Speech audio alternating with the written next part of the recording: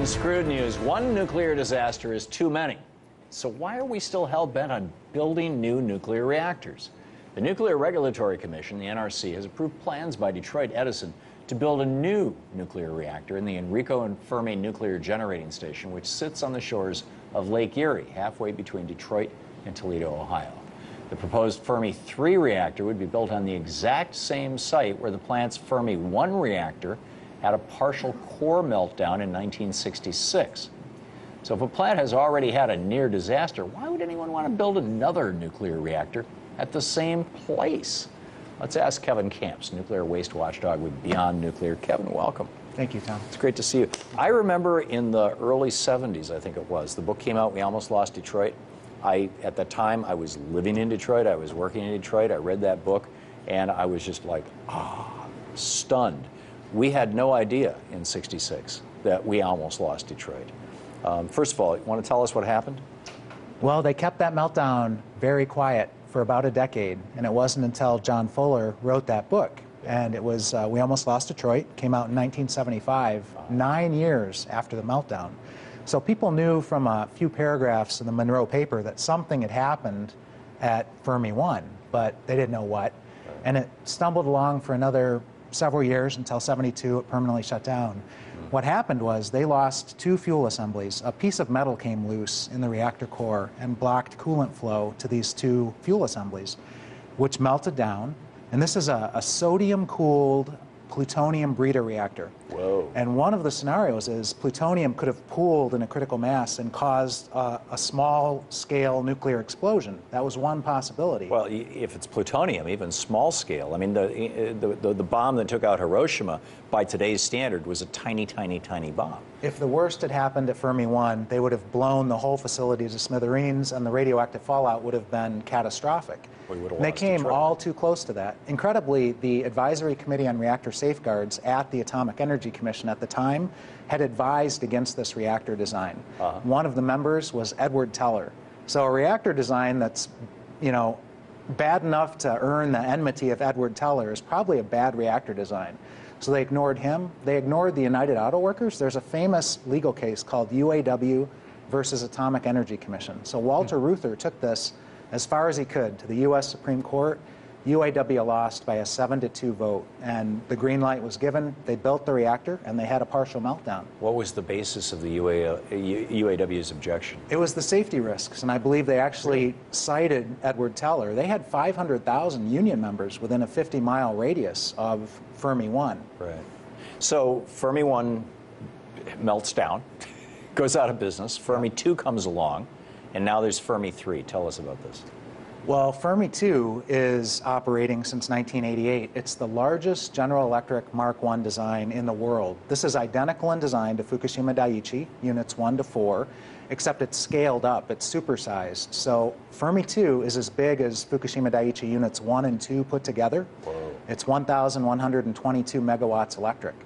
Only a difference between the two is that Fermi Unit 2 has a lot more high-level radioactive waste in its storage pool than all the units that melted down and exploded at Fukushima Daiichi put together.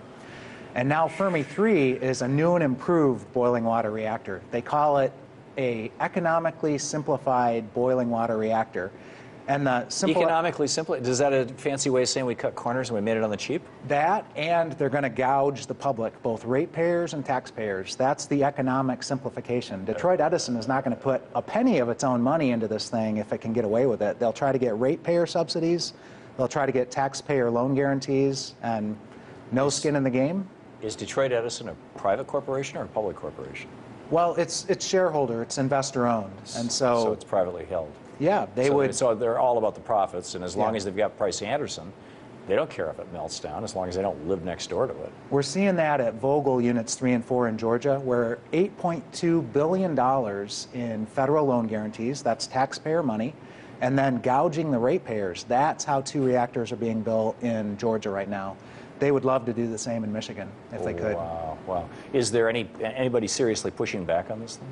We have a coalition of environmental groups that's 6.5 years into the fight against this thing. We've filed 36 contentions against Fermi 3, but it's coming down to the last days of this licensing proceeding. The Nuclear Regulatory Commission has made its wish is known, which is to rubber stamp this license now. And we're geared up to go to federal court. We have a number of solid issues that we are going to appeal. Wow. Well, good luck with that. This is astonishing. Now, recently the president was in India, and I read a New York Times story about his trip to India, and it said that basically he was there as the salesman for, I think it was General Electric. It was somebody who makes nuclear power plants. He was pitching nuclear power plants to India. Yeah. Is that true? General Electric Hitachi, which is a Japanese firm, actually. Westinghouse Toshiba, another Japanese firm, but they have American branches, of course. Right. So yeah, you know, what the hoopla was about in India, Obama and the Prime Minister of India make this great breakthrough. What was the breakthrough? That after Bhopal, U.S. nuclear reactor vendors will not be held liable for a nuclear catastrophe that takes place in India because one of their reactors blows up. That's the bottom line of the breakthrough. So you got GE, you've got Westinghouse. Westinghouse's CEO out of Pittsburgh was quoted in the press saying, "We don't want to be sued by 1 billion Indians." That's the great victory here. So yeah, it's all, like you said, Price-Anderson is U.S. liability cap for a nuclear catastrophe. This is an Indian version. In 2010, the Indian Parliament said, you know, these U.S. companies need to be held to account for their reactor designs. Fukushima was a General Electric reactor design. And the damages in terms of human suffering and property loss, I mean, we're talking 125 billion easily, yeah, if not much more. Not to mention the damage to the biosphere.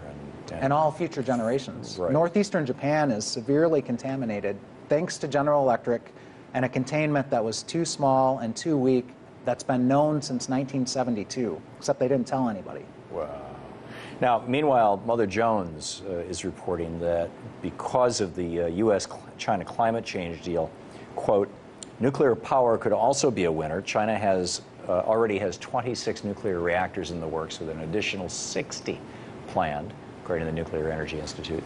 These will likely become a key component of China's push for low-carbon energy. Really?